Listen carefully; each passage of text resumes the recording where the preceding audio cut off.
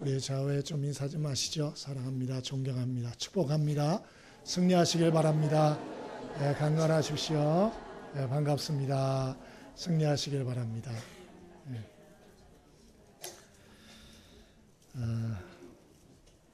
좀 교회에서 축복하고 좋은 말 좀 많이 하시길 바랍니다. 세상에서 좋은 말 듣기가 어려워요. 교회에서까지 이런저런 소리 들으면 힘들어요. 좋은 소리, 축복의 말 많이 해주시기 바랍니다. 김진홍 목사님 그 칼럼에 간증 나왔더라고요. 그 김진홍 목사님 유명한 분이시지 않습니까? 근데 4살 위 터울 형이 있었대요. 근데 이분이 이제 군대 갔다 와서 정신분열증이 걸리셔가지고 고생을 많이 하셨나 봐요. 그래서 가족들이 굉장히 힘들었대요. 이 형 때문에. 이 집이 부유하고 그러면 병원에다 이렇게 놓고 간병하고 그러면 할만한데 집이 그러질 못하니까 이 형 이 참 병원비 마련 위해서 사형제가 아르바이트도 하고 돈도 벌고 막 이래 했는데도 결국 안 되더래요. 그래 결국 퇴원을 해서 집에서 함께 지내는데 이 형 때문에 가족들이 정말 힘들었답니다. 이제 한 10년 정도 지났을 때 큰형이 간경화가 온 거예요. 그래서 이 세상을 이제 떠나는데 이제 간증하시기를 마지막 부분을 얘기하시려고 한 거예요. 그 큰형이 세상 떠나기 전 10분 전에 형제들과 가족들이 다 모인 자리였는데 그 형이 여러분 아시는 것처럼 정신분열증이나 이런 쪽에 있는 분들은 얼굴이 정상이 아니잖아요. 이렇게 좀 막 그래서 근데 얼굴이 180도로 바뀌어지더래요. 10분 전에. 그래서 얼굴이 환하게 바뀌고 그리고 얼굴에 기쁨이 돌아오고 또 제정신이 돌아와가지고 다 알아보더래요. 다. 동생들 다 알아보고 가족들 다 알아보고. 그러더니 이래 얘기하더래요.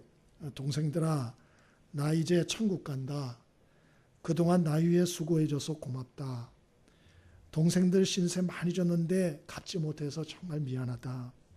내가 하나님 나라 가면 예수님께 말해가지고 다 갚아줄게. 그러더래요. 기가 막혀서 가만히들 서 있는데 그 김진홍 목사님한테 당신 목사는 아니죠. 그 찬송가 하나 불러달라 그러더래요. 그래서 무슨 찬송가 그래 불러드릴까요? 그랬더니 내 영혼이 은총 입어 그거 불러달라 그러더래요.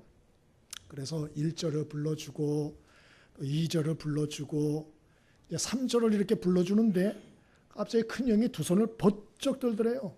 그러더니 하는 소리가 야 예수님이 마중 나오신다. 예수님이 마중 나오신다. 소천하셨어요. 칼럼에 나온 얘기예요.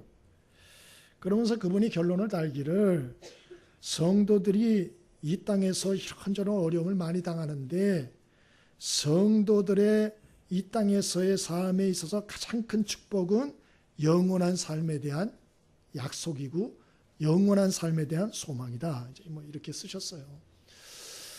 죽기 전이라도 이렇게 바뀌어서 가족들에게 위로를 주고 이렇게 돌아가셨다니 얼마나 감사한 일이겠어요. 우리는 하나님의 자녀로서 이 땅에 살아갑니다마는 이 땅에서 정도의 차이는 있지만 다 환난 풍파 어려운 고난들 다 겪습니다. 나는 겪지 않는다. 그럴 사람 아무도 없어요. 나만 어려운 겪나 보다. 착각이에요. 다 그래요. 다. 정도 차이만 그때그때 있을 뿐이에요. 힘들어요. 근데 중요한 것은 그러면 예수를 믿어도 유익될 게 뭔가? 그냥 지지공상으로 이 땅에 살다가 천국 소망만 갖고 죽어서 가야 되나? 그렇지는 않습니다. 여러분 잘 아는 예레미야 3장 33절에 주께서 인생을 고생케 하심이 본심이 아니시로다 그렇게 말씀했고요.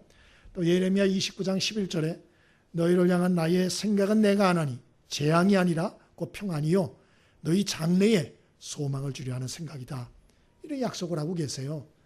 지금 힘들고 어렵지만 하나님이 그 후에 소망과 평안을 주려고 하는 게 하나님의 계획이다. 여러분 우리가 부흥회를 앞두고 있습니다. 부흥이란 뜻이 무엇인가? 사전을 찾아보니까 생명력을 잃고 침체하여 죽어가는 단체나 도시나 개인에게 활력과 생명이 불어넣어져서 회복되고 살아나는 것. 그게 부흥이에요. 부흥. 여러분 힘든 세상 속에서 우리가 자꾸 깔아앉기가 쉽고 가졌던 의욕도 다 없어지기가 쉽고 이것저것 소망과 꿈과 비전도 점점 떨어져 가기가 쉬운 게 우리 인생살인데요. 여러분, 이번 부흥회를 통해서 바라기는 저와 여러분이 하나님이 주시는 새로운 은혜 충만히 받아서 저와 여러분의 삶이 소생되어지고 회복되어지고 정말 새로운 부흥의 역사가 시작되는 그런 축복이 꼭 있게 되기를 바랍니다. 오늘 말씀은 잘 아시다시피 이스라엘 백성이 바벨론에 망해서 70년 바벨론에서 포로 생활합니다. 한 300만 명이 끌려가 가지고 70년을 고생을 합니다. 그러다가 하나님의 은혜로 이 페르시아가 일어나서 바벨론을 멸망시키고, 그리고 페르시아의 초대왕 고레스 왕이 유대인을 해방시키는 조서를 내립니다. 오늘 1절부터 3절까지는 그 조서의 내용이 오늘 나오고 있어요. 그리고 이 왕의 조서의 내용을 통해서 우리는 개인이든지 단체든지 어떻게 우리가 회복이 되고 정말 어떻게 다시 한번 살아나고 부흥이 되고 일어나고 다시 한번 하나님 앞에 정말 새롭게 될 수 있을 것인가, 그 비결을 배우게 되는 것입니다. 저와 여러분이 이 말씀을 마음에 잘 새기셔서 그냥 부흥에 오는가 보다 그러지 마시고 진정한 새로운 하나님의 역사를 경험하는 부흥의 기간이 되어지기를 바랍니다. 그럼 어떻게 부흥의 역사가 이루어질 수 있나? 1절 같이 한번 읽어봅니다. 1절입니다. 함께 읽습니다. 자, 시작.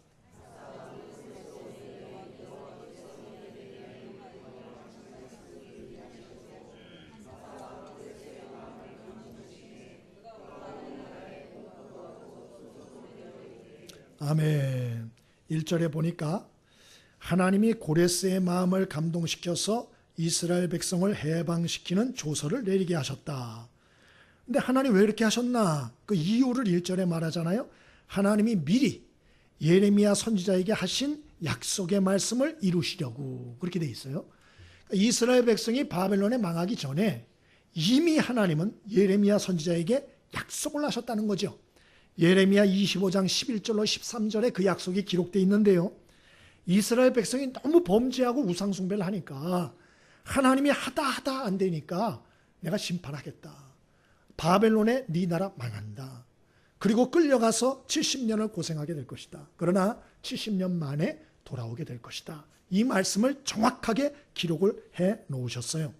그러면서 이 바로 하나님이 이미 하신 이 약속의 말씀을 근거로 하나님이 유다 백성에게 해방의 축복을 주는 것이다. 고레스가 그 얘기하고 있는 것입니다. 여러분, 이 말씀을 통하여 우리가 깨닫는 것은 하나님은 당신이 하신 약속의 말씀을 반드시 이루는 분이다. 헛소리하는 분이 아니다. 시건치 않는 분이다 하는 걸 깨닫는 것이죠. 범죄한 이스라엘 백성들에게 하나님의 종들을 수도 없이 보내서 경고하시고 돌이켜라, 회개하라, 회개하지 않으면 망한다, 수도 없이 말하셨어요. 그러나 그들이 회개하지 않습니다. 그래서 하나님께서 너희들 그러면 바벨론에 망한다, 1차로 2차로 하나님이 경고를 하면서 계속 사인을 줬어요. 그러나 이스라엘 백성은 설마 하면서 회개하지 않습니다. 결국 바벨론에 망했어요. 무려 몇 년 동안 포로 생활했나? 1, 2년이 아니에요. 70년을 노예 생활을 했다. 결국 하나님의 말씀대로 됐다. 하나님의 말씀의 경고를 듣지 않아 치룰 대가, 그것은 대단히 무거운 것이다. 오늘 그거를 가르쳐 주는 것입니다. 여러분, 하나님은 하나님의 백성들 하나님 말씀을 주셔서 돌이키길 원하지만 그러나 듣지 아니하면 하나님 대가를 치르게 하세요. 더 나아가서 하나님은 여러분 또 그 대가를 치르게 하지만 고생하는 걸로 끝나면 하나님 무서워서 섬길 수가 없죠. 하나님은 비록 그들의 죄로 인해서 심판하셨지만 그러나 그들이 고생을 할 때 불쌍히 여기시고 약속하시기를 70년 만에 돌아오게 하겠다. 다른 말로 하면 하나님은 그 백성들을 멸망시키는 게 하나님의 뜻이 아니고 어떻게 하든지 그들이 돌이키고 회복되고 다시 한번 부흥하여 새로운 사람들이 되기를 원하는 것, 그게 하나님의 소망이다 라는 걸 깨닫게 해주는 것입니다. 여러분, 하나님은 사랑의 하나님이세요. 우리가 여러 가지 부족하고 연약하여 하나님께 범죄했다 할지라도 하나님은 우리를 회복시키길 원해요. 다시 새로운 길을 열어주시길 원해요. 다시 부흥의 역사를 하나님은 허락해 주시기를 원한다는 거 잊지 않게 되길 바랍니다. 그러나 그럼에도 불구하고 꼭 가져야 할 것은 하나님의 말씀에 대한 경외감이에요. 우리가 하나님의 부흥을 경험하려면 꼭 기억해야 할 게 하나님의 말씀에 대한 경외감을 꼭 가져야 되는 것입니다. 하나님의 말씀을 가볍게 여기면 안 된다 하는 것입니다. 여기에 성경이 있습니다. 여러분이 잘 아는 성경입니다. 여기 안에 하나님께서 하나님의 말씀을 담아두셨어요. 그래서 하나님이 인간들에게 주신 특별한 선물입니다. 이 성경 기록이 얼마 동안 됐냐? 1600년이에요. 여러분, 이 기간이 1600년의 기간을 통해서 40명이 넘는 그러한 사람들을 하나님이 선택하시고 성령으로 감화감동하여 주셔서 그래서 이 성경을 기록하게 하셨어요. 그래서 이 성경을 보면 하나님이 어떤 분인가, 또 사람이 어떤 존재인가, 세상이 어떻게 있게 되었고 어디로 갈 것인가, 또 우리가 하나님을 어떻게 섬겨야 되는가, 사람은 죽음 후에 어떻게 되는 것인가, 이런 것을 이 한 권에다가 다 적어주셨어요. 얼마나 감사한지 몰라요. 그러므로 이것 하나만 보면 하나님이 어떤 분이고 어떻게 하나님을 섬겨야 하는지 다 알 수 있게 되는 것입니다. 그런데 문제는 뭐냐? 이걸 무시하는 거예요. 아주 우습게 생각하는 거예요. 관심이 없어요. 예? 그리고 하나님 말씀 들어도 그냥 그런가 보다 하는 것이죠. 반응이 없어요. 여러분, 그렇게 하면서 하나님의 복을 받고 내 삶에 무슨 부흥과 회복이 있겠다? 그게 안 된다는 거예요. 예? 예를 들어서 여기 우리 집사님이, 우리 한경화 집사님이 저한테 선물을 줬어요. 근데 원래는 안 줬어요. 근데 만약에 줬다 하세요. 선물을 저한테 주셨어요. 근데 제가 그 선물을 보지도 않는 거예요. 그래요? 놓고 가세요. 쳐다보지도 않아요. 열어보지도 않아요. 고맙다 소리도 안 해요. 그러고 놔놓고 그냥 이거 막 굴러다니는 거예요. 이리저리 막 굴러다니는 거예요. 나중에 보니까 쓰레기통에 들어가 있는 거예요. 만약에 한 집사님 그걸 봤다. 그러면 저와 관계가 좋아질까요? 안 좋아질까요? 볼 필요가 없는 거예요. 그거 안 좋아지는 거죠. 이건 무시하는 거예요. 그럼 마찬가지죠. 하나님이 1600년의 기간을 통해서 심혈을 기울여서 당신의 백성들을 선택하여 수많은 사람들의 역사와 기록과 간증들을 여기다 담아두셨어요. 하나님이 어떤 분인지, 사람이 무엇인지, 어떻게 하나님 섬겨야 되는지, 세상은 어디로 왔다 어디로 가는지, 죽음 후에 어떻게 되는지 정확하게 기록을 해놓으셨어요. 그런데 관심이 없어요. 그리고 이것을 과소평가하는 것이에요. 여러분, 이러고서 어떻게 우리가 영적인 부흥과 축복과 새로운 세계를 기대할 수가 있겠습니까? 여러분, 하나님의 말씀을 대한 태도가 똑바라야 됩니다. 오늘 여기서도 그것을 말하잖아요. 하나님은 하신 말씀을 반드시 이루는 분이다.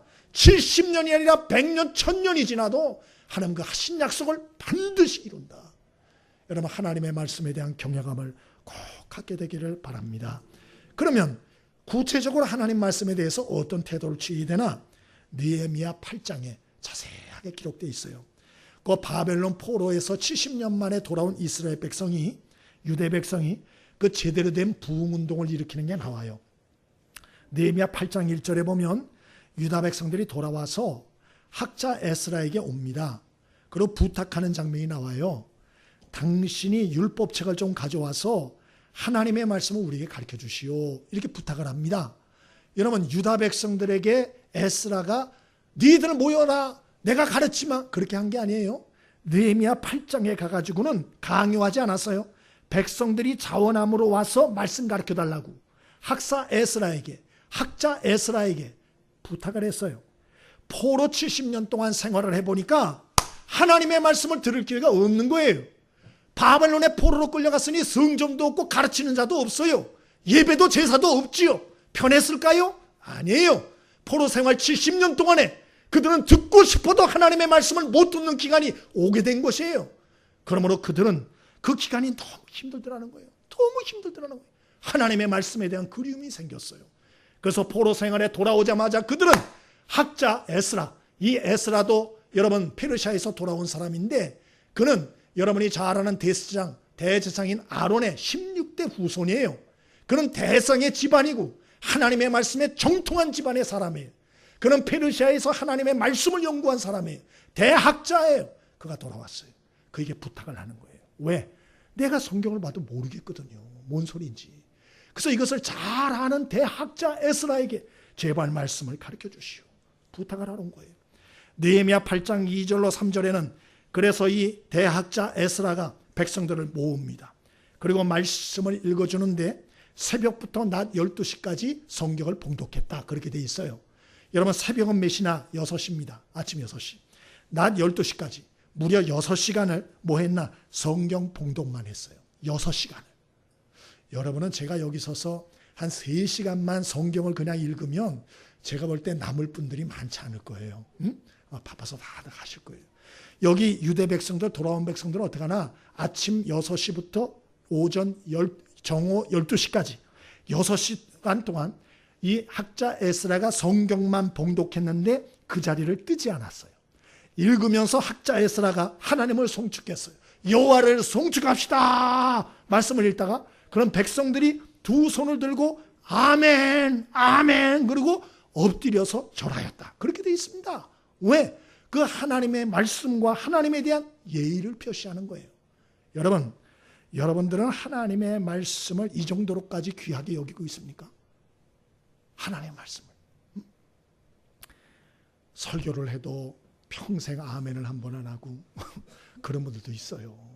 이 양반들은 6시간을 성경을 그냥 봉독하고 하나님을 송축하는데도 두 손을 들고 아멘, 아멘 하고 엎드려 하나님 앞에 경배했다는 거예요. 얼마나 그 마음속에 하나님의 말씀에 대한 목마름과 갈망이 강했나 알 수가 있죠. 그리고 드디어 그걸로 끝난 게 아니고요. 이제 해석을 시작합니다. 6시간을 성경을 딱 읽고 딱 덮고서 이 대학자 에스라가 강해를 시작해요. 근데 그 강해를 하기 시작하면서부터 백성들이 말씀을 깨닫기 시작하고 그리고 말씀을 통해서 자신들의 비참하고 범죄한 모습들이 드러나기 시작했어요. 그러자 백성들이 어떻게 하냐? 울기 시작했다. 그렇게 나옵니다. 통곡이 시작된 거예요. 왜? 하나님의 영이 역사하는 거예요.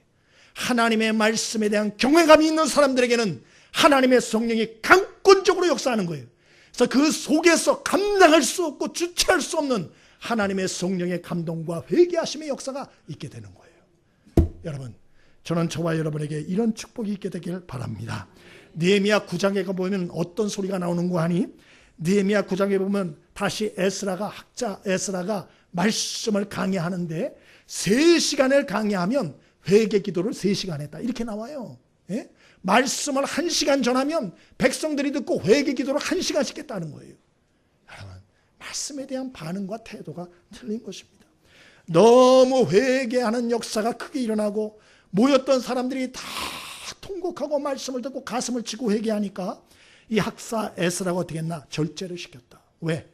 이거 잘못하면 쓰러져서 혼절할 수 있거든요. 6시간을 들었어요. 그리고 말씀 듣고 통곡하고 이렇게 하니 이거 잘못하면 쓰러지거든요. 그래서 느헤미야 8장 9절로 10절에 이 바로 에스라가 이렇게 말합니다. 오늘은 성일이니 슬퍼하지 말고 울지 말라. 근심하지 말라. 여호와를 기뻐하는 것이 너희의 힘이니라. 그렇게 말했다는 거예요. 그리고 먹을 것을 나눠주고 그리고 먹고 마시게 했다. 그러자 백성들이 드디어 먹고 마시면서 하나님의 말씀을 밝히 깨닫게 됨을 인하여 크게 기뻐하였더라 라는 말씀이 나와 있습니다. 여러분, 신앙생활이라는 건 뭐냐? 광신자들처럼 그렇게 하는 게 신앙생활이 아니에요. 참 신앙생활은 무엇이냐? 하나님의 말씀을 바로 듣고 그리고 그 하나님의 말씀을 들으면서 내 자신을 비추어서 내 삶이 궤도 이탈한 부분이 있거들랑 그 죄를 회개하고 그리고 하나님 앞에 용서를 받고 그리고 하나님의 은혜와 그 자유한 또 속죄함의 기쁨으로 내 심령이 새로워지고 새로운 결단을 하는 거, 이게 신앙생활이지요. 여러분, 신앙생활이 뭡니까 도대체? 신앙생활이 무슨 연조나 자랑하는 겁니까? 아니면 내 이런저런 직위를 자랑하는 것입니까? 그런 거 아니에요. 신앙생활은 정확해요. 하나님의 말씀, 그 하나님의 말씀을 듣고 내 자신을 비추고 내 죄를 하나님 앞에 드러나는 것들을 회개하고 그리고 하나님께로 돌아서고 그래서 하나님의 은혜와 기쁨과 자유함 그리고 하나님이 새롭게 하시는 축복과 역사를 체험하는 것, 이 신앙생활인 것입니다. 그래서 사도행전 3장 19절에 너희가 회개하고 돌이켜 죄 없이 함을 받으라.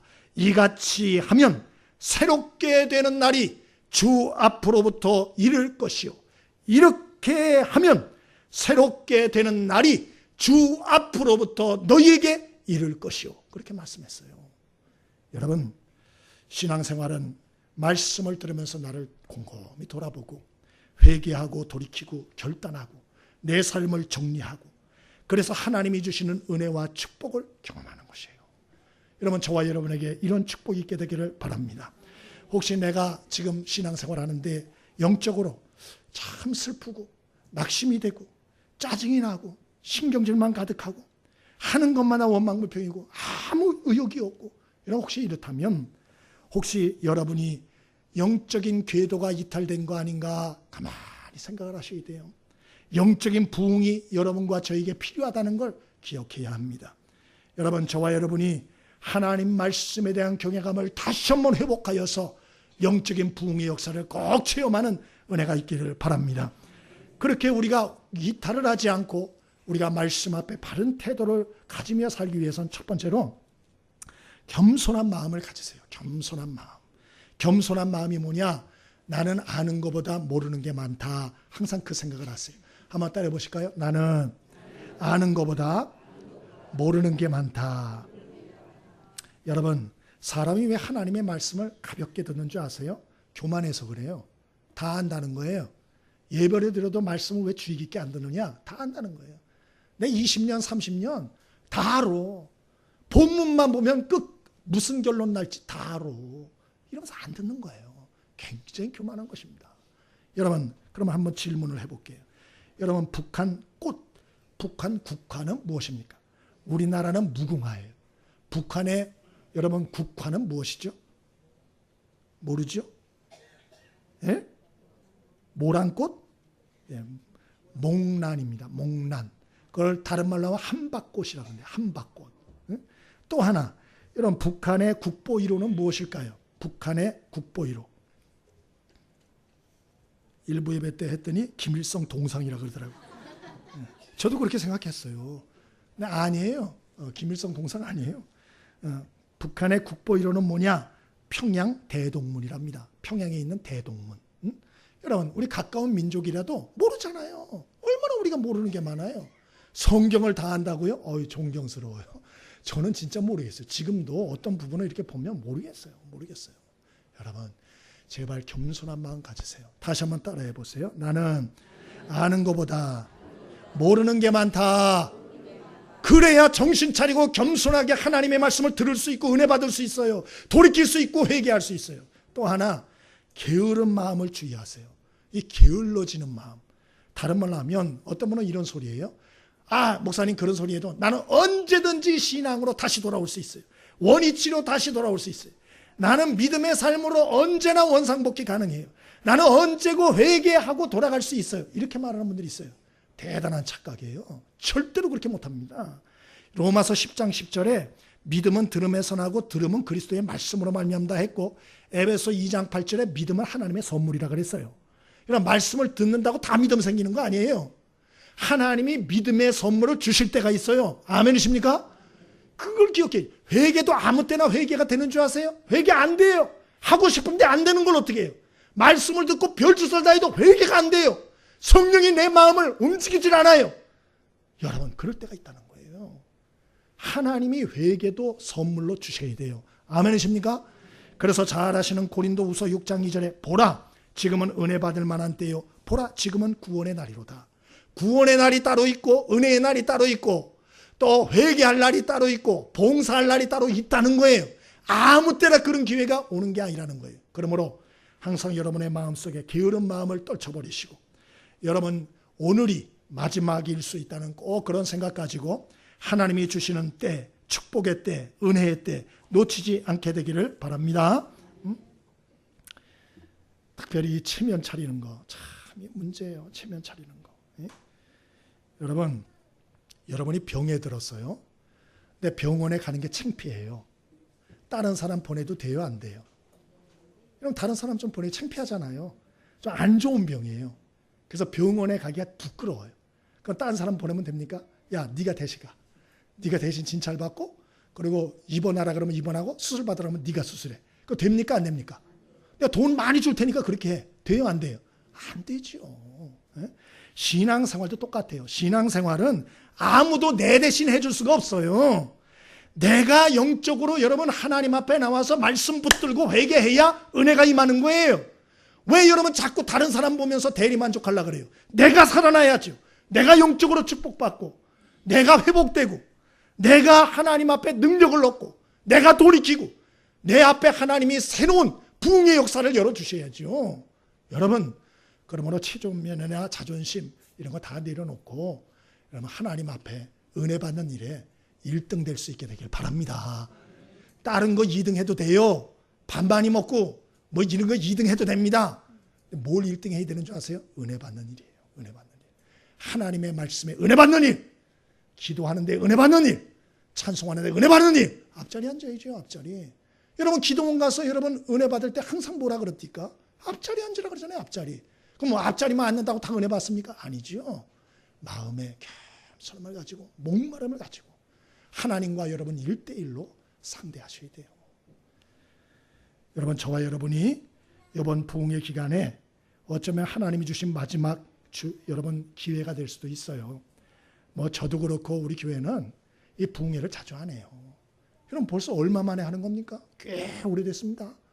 그러니까 앞으로도 어떻게 될지 모르겠어요. 그러나 어떤 면에서 우리 교회에서 신앙생활 하시는 한은 아마 부흥회가 마지막이 될 수도 있어요.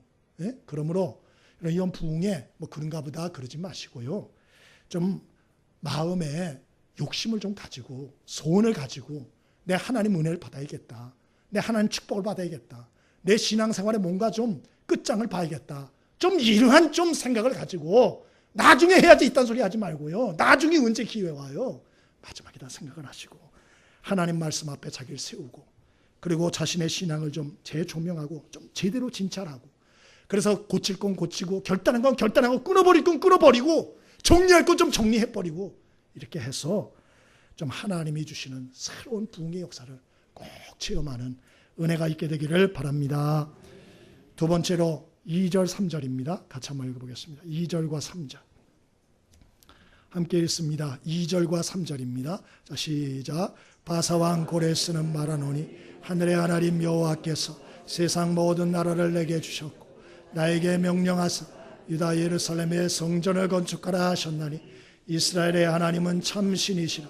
너희 중에 그의 백성된 자는 다 유다 예루살렘으로 올라가서 이스라엘의 하나님 여호와의 성전을 건축하라.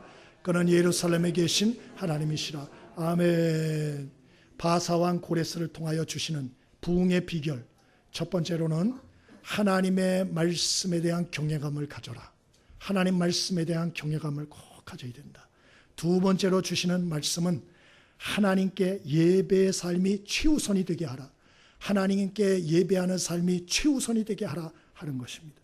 하나님은 고레스 왕을 통하여 유다 백성들에게 말을 합니다. 돌아가면 뭐를 건축하라? 하나님의 성전을 건축하라.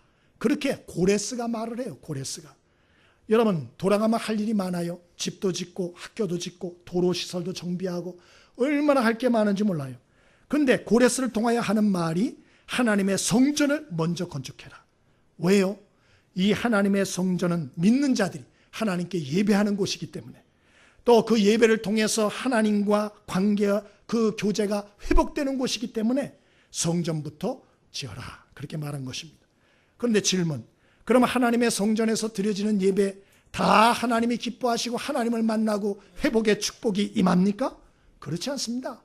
창세기 4장에 보면 가인의 제사와 아벨의 제사가 나오는데 똑같이 드렸어요. 근데 아벨의 제사는 하나님 안 받았어요. 아벨의 제사는 받으셨어요. 근데 가인의 제사는 하나님 받지 않았더라. 이제 그렇게 나옵니다. 그러니까 하나님은 어떤 사람의 예배를 받는 예배가 있다는 거죠. 뭐 어떤 예배나 요한복음 4장 24절 신령과 진정으로 드리는 예배. 하나님은 영이세요. 여기서 쇼하면 안 돼요. 하나님 우리 중심을 보신다니까요. 그래서 하나님 앞에 형식적으로 가식적으로 드리는 예배는 절대로 하나님 받지 않고 거기에 역사하지 않아요. 어떤 예배를 받나? 진심으로 드리는 예배, 진정으로 드리는 예배, 내 마음과 생각과 감사와 사랑을 다 드리는 예배 하나님 받으신다. 마태복음 22장 37절에 너는 마음을 다하고 목숨을 다하고 뜻을 다하여 너희 하나님을 사랑하라 그렇게 말하지 않았습니까? 이는 마음을 다해서 하나님을 드리는 예배 받으신다. 여러분 구약의 이스라엘 백성들 바벨론에 망하기 전에 예배 안 드렸나? 제사 안 했나? 했습니다. 했어요. 망하기 직전까지도 다 예배드렸어요. 이사야 1장에 보면 어떤 예배를 드렸나? 하나님이 이렇게 말씀했어요. 야, 누가 성전 문 좀 닫았으면 좋겠다. 누가 좀 못 쳐라. 응? 왜? 너희들이 드리는 예배는 도무지 내가 받을 수가 없어. 왜 그랬는가? 이스라엘 백성이 성전에 와서 예배는 드려요. 드리는데 형식적으로 드리는 거예요. 형식적으로. 마음을 담지 않아요. 가식적이에요. 그러고서 돌아가서는 어떻게 하느냐? 딴 데서 또 우상 숭배 또 해요. 그러니까 우상도 숭배하고 하나님도 예배하고 너무 하나님이 힘들어 하시는 거예요. 그래서 하나님이 그렇게 하지 말라. 여러분, 우리가 하나님을 만나서 예배할 수 있는 장소와 시간을 우리에게 허락해 주셨다는 건 축복이에요. 축복. 꼭 기억할 수 있길 바랍니다. 여러분, 대통령은 아무나 안 만나줘요. 근데 하나님이 우리를 만날 장소와 시간을 딱 정해 놓으셨어요. 하나님의 성전에서. 그리고 지금 안식구 첫날이지만 안식일에 하나님께서 모여서 예배하는 곳에 임하겠다. 그렇게 말씀하셨어요. 그래서 우리는 이 예배를 통해서 하나님을 만날 수 있어요. 하나님을 체험해요. 우리의 문제의 해결함을 받아요. 우리의 영혼의 치유를 받아요. 얼마나 큰 은혜를 받는지 몰라요. 그런데 중요한 것은 하나님이 받는 예배가 따로 있다. 마음과 정성을 담은 예배다. 이 우상 숭배하는 예배는 안 받는다. 그런 얘기입니다. 그래서 10계명, 1, 2계명에도 우상 숭배하지 말라 그러지 않았어요? 그럼 내가 무슨 우상 숭배하느냐? 내 마음 중심에 이러한 하나님이 있어야 되는데 하나님을 두지 않고 다른 것들을 둬가지고 하나님께 드릴 사랑과 마음을 다 뺏기게 하는 거, 그게 우상이에요. 우상. 그래서 어떤 사람은 그게 자녀가 될 수도 있죠. 아니면 출세도 될 수 있어요. 인간관계, 친구, 아니면 돈, 건강, 여가생활, 텔레비, 컴퓨터, 어떤 쾌락지구, 이러면 그게 다 우상이 될 수 있어요. 왜? 하나님께 온전히 향해야 되는 마음을 다 뺏어버리니까. 그게 우상이에요. 우상. 그런 상태로 정리 안 하고 드리는 예배를 하나님 기뻐하지 않으신다. 성경의 얘기가 그거예요. 신령과 진정으로 예배하는 얘기가 그거예요. 하나님을 만만히 보지 말라는 거예요. 하나님이 영이세요. 우리 중심을 다 뚫고 계세요. 그러니까 제발 진정한 마음으로 정직하게 진실하게 그 하나님 앞에, 영이신 하나님 앞에 영적으로 예배를 드려라. 그렇게 말하는 것입니다. 여러분, 저와 여러분이 이번 이 부흥의 기간 전에 우리의 좀 마음을 한번 되새겨보면서 우리 마음과 삶 속에 있는 우상들을 다 제거하는 축복이 있게 되기를 바랍니다. 하나님은 이 예배를 통해서 우리와 교제하기를 원하세요. 친밀한 교제를. 그 아들, 딸을 키우는 분이 얘기를 하는데 딸 키우는 게 그렇게 재밌대요. 근데 아들 키우는 건 재미가 없대요. 그래서 왜 그러는가 했더니 이 딸은 어릴 때부터 눈을 마주치면 아빠하고 눈을 마주친다는 거예요. 그래서 뭐라고 한마디 하면 두 마디 토를 단다는 거예요. 딸 키우는 게 그렇게 재밌대요. 아기자기하고. 그러면 아빠 생일이나 이럴 때 뭐 챙겨서 편지라도 쓰고. 근데 아들 놈은 안 그런데요.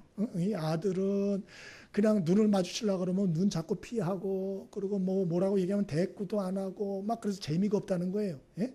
여러분, 똑같아요. 이 예배를 왜 하나님께서 기뻐하시는가? 뭐 우리가 큰 일을 해서 기뻐하시나? 그렇지 않아요. 하나님 교제하기를 원하는 거예요. 교제하기를. 우리가 반응하기를 원하는 거예요. 근데 목석 같아. 예배 드리는데도 반응이 없어. 하나님을 찬양하는데도 반응이 없어. 하나님의 말씀이 떨어지는데도 반응이 없어. 이건 예배 드리는 게 아니에요. 예배를 통해서 성령 하나님께서 여러분에게 움직이고 역사하고 말씀하신다고요. 그럼 그걸 반응을 하셔야 돼요. 그리고 여러분 마음에 우러나는 것으로 여러분 감사할 때는 아멘으로 화답하시고, 회개할 것은 회개하시고, 하나님을 바라보며 때로 눈물을 흘릴 땐 눈물을 흘리고, 여러분 마음의 소원을 하나님 앞에 토로할 땐 토로하시고, 이 예배를 통해서 그런 하나님과의 교제가 일어나야 된다는 것이에요. 왜 굳이 예배해야 되나? 가장 중요한 이유는 결국 하나님 앞에 갈 거기 때문에. 그래서 제일 중요한 관계가 하나님과의 관계예요. 여러분 하나님과의 관계를 제대로 이 땅에서 해놓지 않으시면 나중에 굉장히 곤란할 거예요. 또 왜 하나님과의 관계를 잘 해놔야 되나? 하나님 외에는 진정한 우리가 경배할 대상이나 구원자가 없기 때문에 그래요. 이 세상에 모든 사람은 우리의 구원자가 될 수 없어요. 구약 성경이 말하는 건 딱 한 가지. 사람은 믿을 수가 없다. 하나님만이 유일한 구원이시고 소망이시다. 말씀을 마치겠습니다.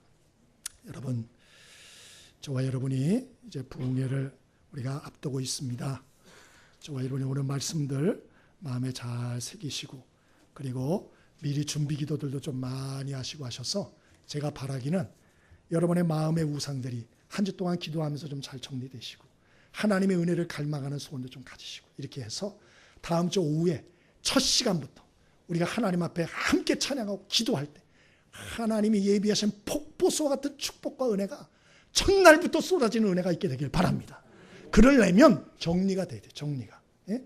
아까 얘기한 느헤미야 8장 9장에 이 이스라엘 백성들의 그 모습처럼 정돈을 좀 하셔야 돼요. 준비를 잘 준비하셔서 정말 이 부흥의 놀라운 축복들이 저와 여러분에게 시작될 수 있길 바랍니다.